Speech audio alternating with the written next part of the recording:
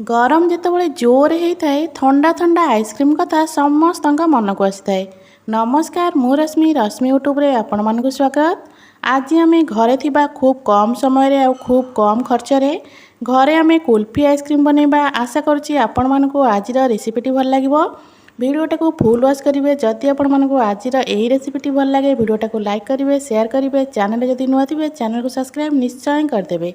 तो चलतु आज कुल्फीटा को बनैबा स्टार्ट करवा।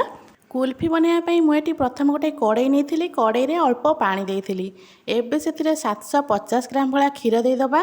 जेहेतु मु क्षीरटा को फ्रिज रखी तो तादे टे बरफ हो जाता। क्षीरटा को आपण मैंने 15 ରୁ 20 मिनट पर्यंत फुटेबे जमीती क्षीरटा आमर पूरा अधा हो। क्षीरटा फुटेला बेले साइड्रे जो आम लगी जाऊँगी सर गुड़ाक ताकू गोटे स्पाचुला साहाय्य एमती अलगा करदे ना सेटा सब आम पोड़ीज। तो ये देखो क्षीरटा को आम फुटापी छाड़ीदे। क्षीर जेपर्यंत आम फुटुची नहीं अल्प काजू, अल्प बादाम और अल्प पिस्ता ताकू एमती छुरी साहाय्य पूरा छोट छोट खंड भाया करदे। देखो मुझे करें पूरा छोट छोट खंड करदेवे। एबे ये मोर काजू बादाम पिस्ता सब पूरा छोट छोट खंड हो गलानी। आकु एबे रखिबा साइड रे। एबे आमे आम क्षीर को देखिबा क्षीर आमर केतिकी फुटिलानी। तो ये देखो क्षीर आमर पखापाखि पूरा अधा हो गलानी। एबे से मु चीनी दउची। मु 7 ରୁ 8 चामच भाया चीनी देइथिली। एबे गोटे ताटिया मु गोटे चामच देइथिली कॉर्नफ्लावर, गोटे चामच देइथिली कस्टर्ड पाउडर। सेथिरे एबे अल्प पानी देकी आपण माने को भल से गळेबे। जदि आपण माने पानी देबाकू चाहुनथिबे क्षीर जेतेबेले गरम करिवे सेथिरु अल्प क्षीर काढिकिना रखि देथिबे। एबे क्षीर रे कॉर्नफ्लावर और कस्टर्ड पाउडर पेस्ट को देदेबा। पेस्ट को देई सारा पर ताकू भल से गळेबे। एटा आस्ते आस्ते हमर बहलिया हो जिवो। एबे यहाँ देखो आम आस्ते आस्ते बहलिया होगा। मुझे काजू बादाम काटिक रखी ताकू एबे एथिरे अल्प दे दूची। मुझे अधा काजू बादाम देती आउ अधा को रखी से पछरे आम यूज करवा। एबे काजू बादाम को कस्टर्ड पाउडर सहित भल से मिसई दबा। एबे ताकू देखो गोलई देबे एमती से 2 ରୁ 3 मिनट फुटिया छाड़े। गैस फ्लेम को पूरा लो कर देथिबे। 2 ରୁ 3 मिनट फुटला पर यहाँ आहुरी बहलिया हो। एटी मु कही रखुची जदि आपण मानक आज ये रेसिपीटी भल लगे भिडियोटा को लाइक करेंगे, शेयर करेंगे, चैनल जदि नुआ थे चैनल को सब्सक्राइब निश्चय करदेवे। तो ये देखो यहाँ आमर केते बहलिया हो गलानी। एबे आकु आमे काढ़ीदबा। काढ़िकिना आकु 15 ରୁ 20 मिनट छाड़ीबा पूरा ठंडा होगापी।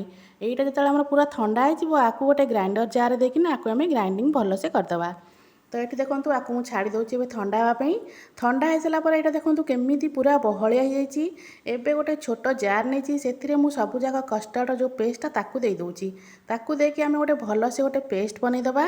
ये देखो आमर पेस्टा पूरा हो जाए। मुझे जो थे बनईबी से जगह सब नहीं जाइए। ये गोटे छोट गोटे माटीर पात्र परिका नहीं तले एवं अल्प आम ड्राई फ्रुट्स को देदेबा। एबे आमे से कुल्फीर जो पेस्टा बन रखी ताकू आमे एथिरे ऐड करवा। एबे देखो तले अल्प ड्राई फ्रुट्स देती क्षीर आउ कस्टर्ड पाउडर पेस्ट को देदेबा। ऊपर अल्प ड्राई फ्रुट्स देबे। एबे ताकू आमे भल से कभर करवा। कभर करने जदि आपण मन पाखे फॉइल पेपर थी आपण मैंने फॉइल पेपर नहीं पारे। मुझे फॉइल जो जरी आसे से जरी को नहीं।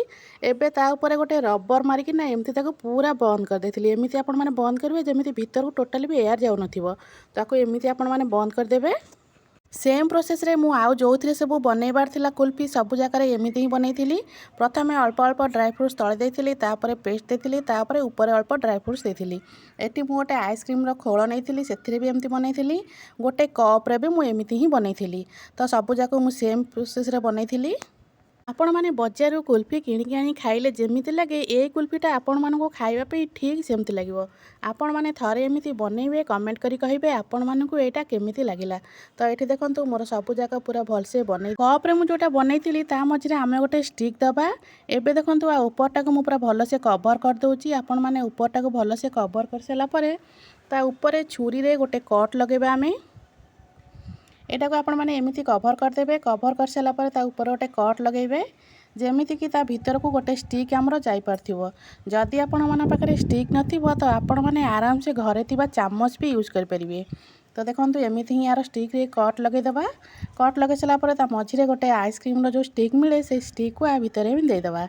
तो जदि आपण मन पाखे एमती स्टिक नथिबो तो आपण मैंने आराम से घरे थिबा चामच को आ भितर दे परिबे। तो एबे सब जगह आमर कवर हो गला। एबे याकू 7 ରୁ 8 घंटा पे आमे फ्रीजर रे रखीदबा।